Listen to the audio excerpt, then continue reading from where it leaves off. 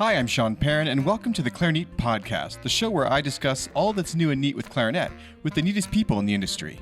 In today's episode of the show, I'm joined for part 2 of a conversation with Laura Campbell, who's also known, of course, as @LauraClarinetist on Instagram, where she has well over 30,000 followers. Last time we talked a lot about her online presence and how to create great content, but today we focus more on listener questions about her career, such as how to make great connections, some of her favorite moments from lessons, why she chose to go into a music career, and much more. If you enjoy the show and want free episodes straight to your device, please subscribe wherever you get your podcasts. If you'd like to get access to an extended ad-free version of today's episode and many others while supporting the production of the show at the same time, you can visit clarinet.com/subscribe to become a patron. You'll get immediate access starting at $1 per month and can cancel anytime. Don't forget, Clarinet also has a YouTube channel, and I'll be doing a giveaway of a Bakun clarinet at 10,000 subscribers. You heard that right, and you can head to youtube.com/clarinet to learn more about this as it becomes available and for a chance to win, since only subscribers on the YouTube channel will be eligible. Thank you so much for listening to the podcast, and thank you especially to our patrons and sponsors for making everything here at Clarinet possible. Take your clarinet to the next level with a new mouthpiece, barrel, or bell from Bakun Musical Services. With 14-day trials, free shipping on eligible orders, and expert advice, you can be sure you're making the best choice for your musical needs. For Canadian customers, check out the new website in Canadian dollars, and for everyone listening, you can get 10% off your next accessory purchase with code Clarinet at checkout. Again, that's code Clarinet at bakunmusical.com. Imagine a reed that offers complex performance and sound, but is washable, recyclable, consistent, doesn't require moistening, and lasts for months instead of days. It's all possible with Leger Reeds, the world's leading synthetic reed brand, and they're made right here in Canada. Leger Reeds are used exclusively by some of the world's greatest clarinetists, including Eddie Daniels, Corrado Giuffretti, David Schifrin, and many others. And now it's your turn. Experience Leger Reeds at your local music store or by heading to leger.com. That's LEGERE.com. Encoda is a new app that lets you stream, practice, and perform tens of thousands of music scores. It's kind of like Netflix or Spotify, but for sheet music. Get a free trial today. Just search for Encoda on your device's app store. That's Encoda, Nkoda.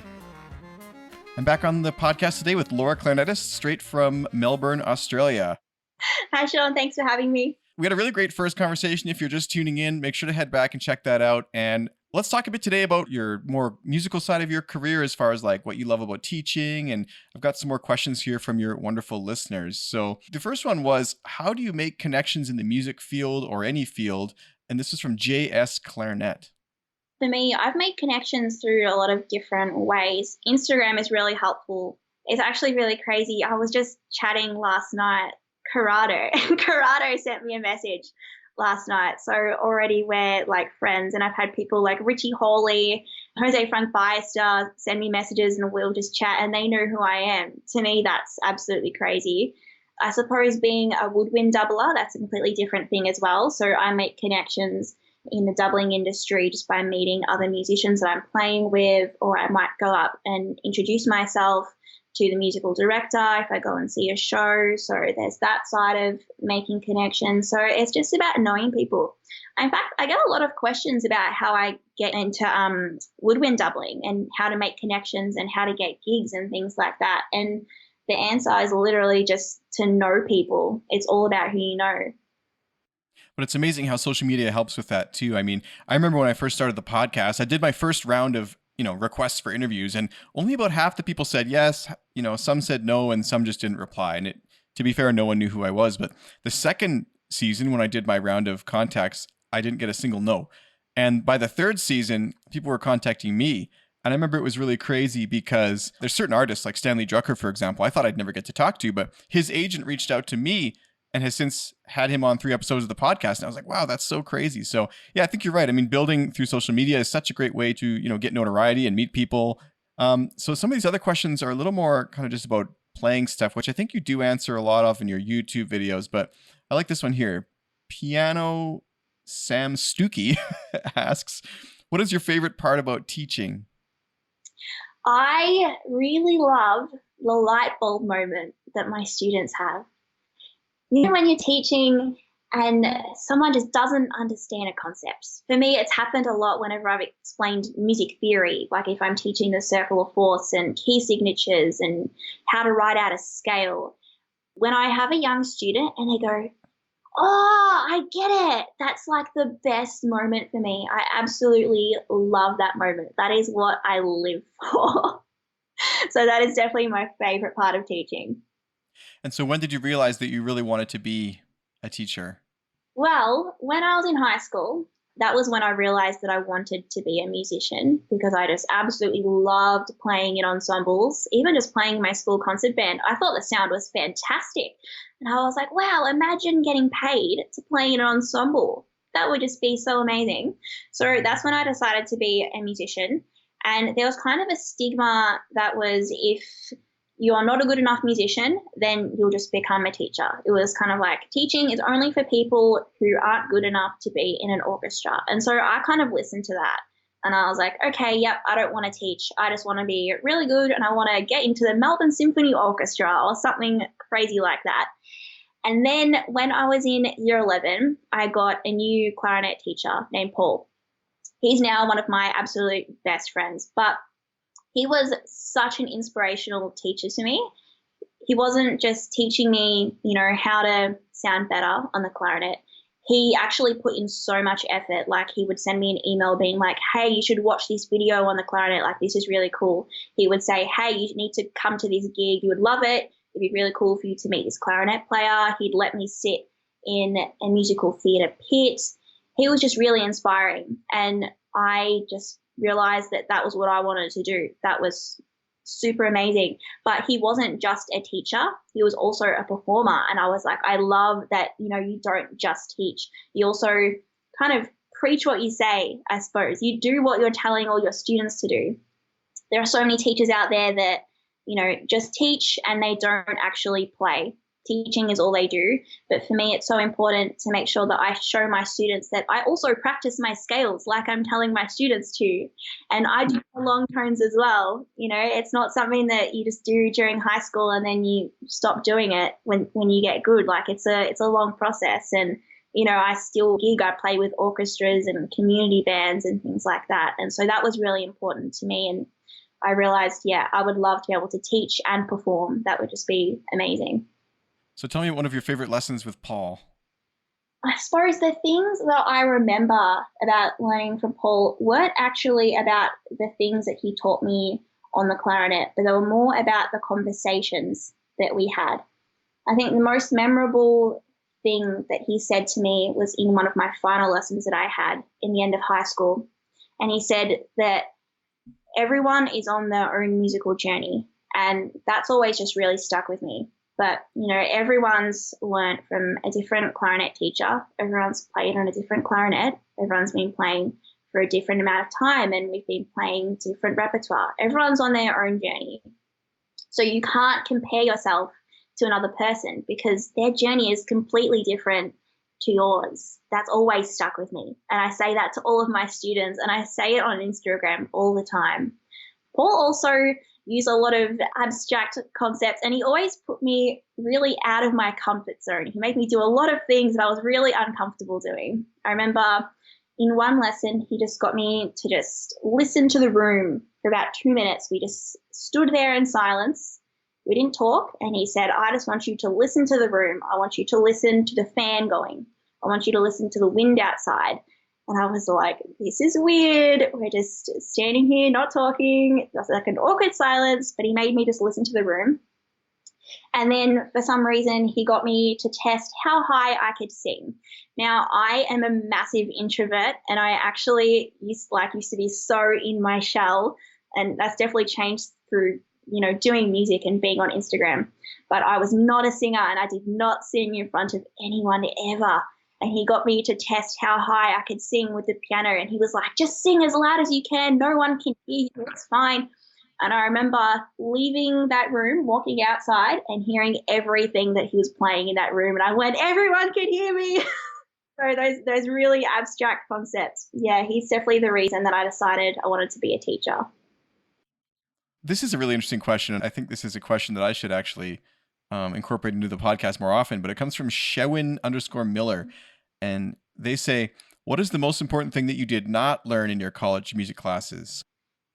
I wish they just taught you about entrepreneurial skills, to be quite honest.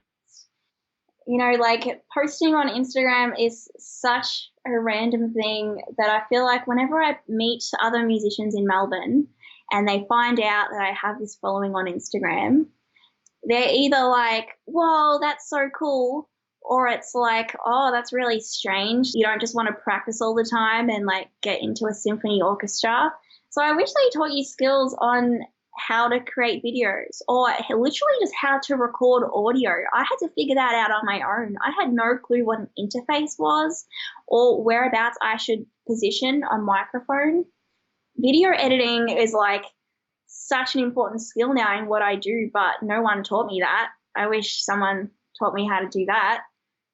Yeah, I've often thought the same thing. Like, I sometimes wonder if musicians or music as a program, or there should be a different type of music stream that's not classical or orchestral based. It's more like, I don't want to say media based because the technique is still important, but it's kind of like that saying, if a tree falls in the woods and no one was there to hear it, did it really make a sound? And it's kind of like that too. Like, if you're the best bassoon player in the world, but you don't have a following and no one knows about you and you don't play in an orchestra and you're like, do you even play? Like, so I think it's important to help people get themselves out there to learn how to video edit and record. And if you think about the real projects musicians want to do too, like maybe recording an album or all these different videos and stuff, I mean, they need to know, at least to a remedial level, how that's going to work, and it's just amazing to me that this isn't taught more often too. So I think that's such a great answer. Do you think that this will change over time, like as the world continues to change and people continue to go to college, or?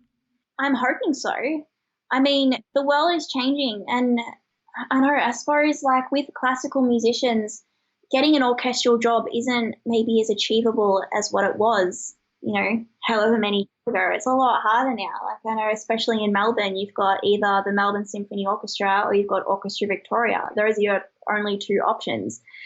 And, social media is what's really growing. So that's what you need to be jumping on. So I'm hoping that music schools will start to realize that there's more avenues other than just having a performing job or a teaching job. And they've got to really change because of what's happening in the world. Like, social media is becoming bigger, so we need to jump on it. And I'm sure there'll be other different skills that we'll need to learn. Well, and look at this unprecedented situation happening right now. I mean, nobody saw this coming, and I really hesitate to say it's an opportunity for anything. Like, it's obviously very tragic, and there's a lot going on with this whole COVID-19 breakout. But what this has exposed for me is that a lot of musicians are not prepared to have to rely on their own followings, like so many orchestras have been laid off suddenly, and all of a sudden everyone's just expected to know how to teach online and make that productive and keep performing for an audience that can't even come watch you anymore. So it would be so valuable if there were more tools to help people prepare for this online age. And us who saw it coming have been making online content for a long time now. And I bet we can help others to kind of get there too in that. That might be something worth exploring. Yeah, really blessed to already be like have the skills to be able to create the videos that I do, because now is the time when you're seeing lots of symphony orchestras creating these multi-tracks that I've been doing for years, and I've been getting lots of messages saying, hey Laura, how to create these videos, I want to be able to do this with my local concert band. And I've already been doing this for years. Or teaching online, I've already been teaching online for 6 months through Skype. So we're really lucky that I've already jumped on the social media, and now people are kind of realizing how useful it is. Do your followers contact you for online lessons? Yeah, I teach Skype lessons, and I actually have a booking page. So if anyone wants a lesson, you click the link in my bio, and I have a booking page, so you can just choose your time and you pay through there, and then I just Skype you. So yeah, I've been doing that already for a couple of months. That's very cool. I didn't know that. That's such a great idea. And again, this is just, being a 21st century musician, you got to explore new avenues. And it's just amazing. Like, even for example, now, I mean, I would never have guessed when I was in school that I would be the host of a clarinet podcast. It would seem ridiculous because podcasts were barely even a thing, right? So one of the things for anyone listening who's in university or college or high school or even junior high school or whatever you call it, wherever you live, you should think about the fact that the job you might have might not even exist yet. So you need to surround yourself with experiences as a student that are going to allow you to learn how to learn, so that as things come up, you can keep learning, and oh, TikTok has come out. It's a new type of social media. Oh, I can learn how to do that because I'm somewhat tech savvy, I just think it's so important, and it will really help people with sort of their own musical journey, like you were just saying. So this is a good question here from Kaylee Manson. And I was wondering this too. She says, Laura, where do you find all your sheet music and can I find it online? So like, do you arrange a lot of these little tunes yourself and can people download this? I mean, maybe this is a bonus you could add for Patreon. I don't know. I am actually not an arranger. I'm not very good with arranging music. You mentioned someone who asked a question before, Piano Sam Stuckey. He actually just did an arrangement for me. He wrote me a message and said, "Hey Laura, I'm actually an arranger. Do you have a song that you'd like me to arrange?" And so I'm currently in the recording process of recording this song that he's done for me. But the majority of the sheet music that I use, I literally just find online. People are always like, "Where do you find your sheet music?" I'm like, I literally just did a Google search. Like, it's not that hard. Some of the music I pay for, like on Sheet Music Plus, you can download some digital copies of the sheet music. There's a great little site called Clarinet Quartet Shop, which has fantastic clarinet quartets. A lot of my sheet music has actually come from MuseScore, so people upload sheet music there, and then I can download it as an MXL file, and then I import that into Sibelius. And so, for example, if the arrangement was originally for a brass quintet, I can change all of the instruments and I can turn it into a clarinet quintet, or I can decide whatever instruments I want to change it to. So I import a lot of things into Sibelius and I change the instruments for that. And it's so cool now because you're able to do some saxophone and flute and bassoon. And, I see you're learning guitar there too. I mean, how is it going learning all these different instruments? Yeah, it's great. I mean, I haven't started learning the instruments for the purpose of creating videos. I wanted to become a woodwind doubler since I was in high school. I started saxophone 2012, I believe. I started saxophone, and then I started flute in 2013. But that was for the purpose of being able to play in musical theatre, play the reed books. I started bassoon only about a month or two ago because I know that being a woodwind teacher, one day I might get asked to teach double reed. And I started guitar just as a hobby, just because it's one of those instruments where I'm no longer analyzing myself on my tone or my intonation. It's just a fun instrument for me and I can sing along, play some pop songs. But I've really enjoyed putting all these different instruments into my videos rather than just clarinet. It's actually been quite scary because I'm known as Laura Clarinetist. So when I uploaded my first video with flute, I was terrified because I went, oh my gosh, there's all these amazing flute players out there on Instagram. I'm not a professional flute player. They are going to roast me on my intonation and my vibrato, but I'm going to put up some flute anyway. So it's been quite scary, but I've loved experimenting with putting them into my videos too. That's so cool. And, I think that's so neat that you're incorporating these other instruments yourself. I mean, a lot of people I think would consider collaborating with others, but you're doing it all, 4 or 5 different instruments in some of these, which is pretty commendable. How do you decide who to do collaborations with? Could one of your followers send you a message and be like, hey, could we do a collab or whatever? Of course, I get messages from people all over the world saying, hey, like, can you be in my video? But it's really tricky because if I said yes to everyone, then all day I would be making videos with people all over the world. So I can't do that.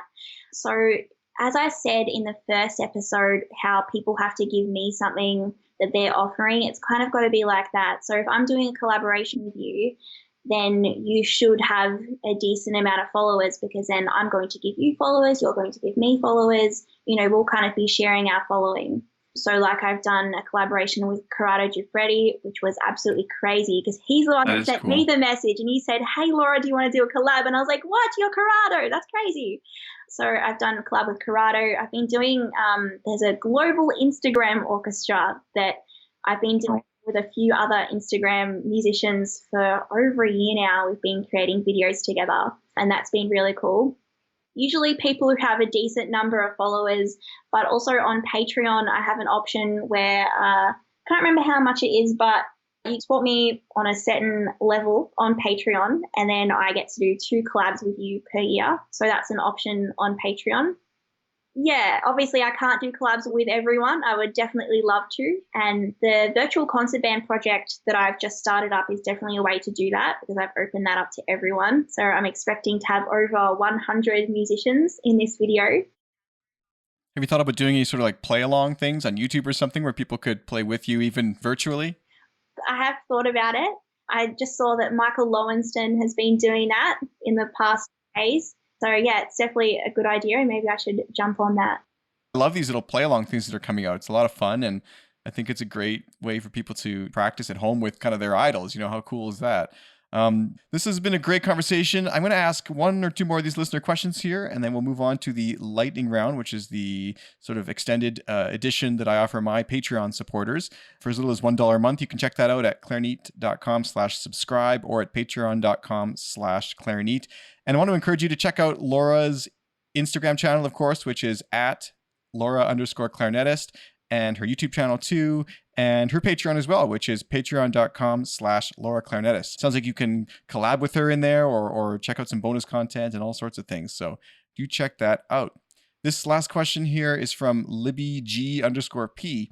She says, do you have any tips for preparing for auditions? And I know that you just had a little sort of vlog about this, so I wonder if you can offer her some good advice at this point. I found doing mock auditions has been really, really helpful. I just had an audition just a month ago, but doing mock auditions, as many mock auditions as you could do. I was reading up on a blog from someone, I think it was a percussionist, who was saying that in the lead up to an audition, he did a mock audition every single day for about a month, which I thought was a fantastic idea. Because for me, like going into the audition, my nerves really affect me. So just playing in front of people really, really helped. Being on Instagram as well, it's super helpful because I can upload little excerpts of me playing. So I can be like, hey, here's me playing the Mendelssohn Scherzo. So that's a little bit of pressure because I need to get a perfect take.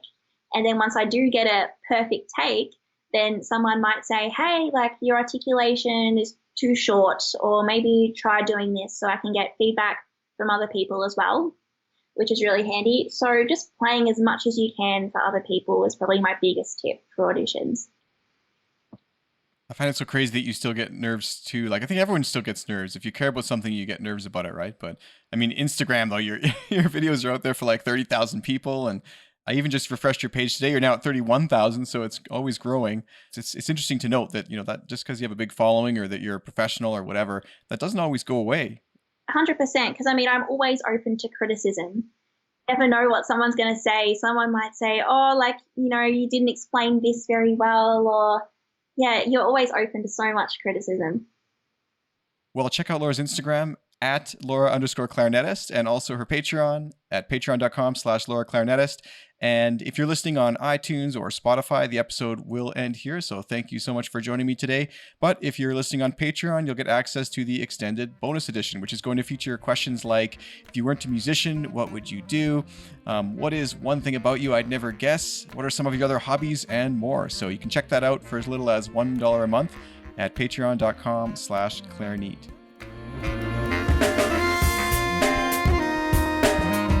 Thank you so much for listening to the Clarineat podcast. If you'd like to send me a guest suggestion, have some feedback, just want to say hi, or book an online lesson, you can do this at clarineat.com. If you find that you're enjoying the show, please subscribe wherever you get your podcasts, and also don't forget to subscribe on YouTube. There's going to be a Bakun clarinet giveaway coming up at 10,000 subscribers, and I'll be formally unboxing it and showing you what that clarinet is at 2,500 subscribers. There's only a couple hundred to go, so head to youtube.com/clarineat right now to have a chance to win. If you listened all the way to the end here, you are a true fan and you are super awesome. But don't forget, there's actually more to this episode and many others at clarineat.com/subscribe. You'll get immediate access for as little as $1 per month to ad-free extended episodes, and a little secret is I also upload there in a higher audio quality. Of course, you can also listen still on your favorite podcast player, such as Apple Podcasts. Check that out at clarineat.com/subscribe, and thank you so much to all patrons in there who make the show possible. We currently lost 2, but we did gain 4 more, so we're sitting at 54 subscribers as of this airing. So thank you so much to all of those people for making the show possible. Thank you, of course, also to our sponsors. We've got Leger Reeds. You can check them out at leger.com. That's legere.com. And you know what? You should also follow them on Instagram. They post a lot of really handy tips about how to take care of your reeds and even how to recycle your reeds if they've reached the end of their life. Leger reeds do tend to last a lot longer than most other types of reeds, but they still do have a lifespan, and it's actually really important to note how to recycle them when it comes time to do so. So again, check those out at leger.com or your local music dealer. Thank you also to Bakun Musical Services. If you're listening to this episode in the month of April 2020, you might be interested to know that they're having their spring cleaning sale, so you can get some great deals. And if you're listening to the podcast anywhere in the world at any time of the year, you might like to know that I actually have a special coupon for you to use at the Bakun website. So head to bakunmusical.com. You can get 10% off any accessory purchase year-round with code CLARINET at checkout. And last but not least, we have Encoda. Encoda is kind of like Spotify, but for sheet music, and you can get a free trial at encoda.com. That's NKODA.com. Thank you so much for listening to the Clarinet podcast, and I look forward to seeing you next time for more of what's new and neat with clarinet with the neatest people in the industry on the Clarinet podcast.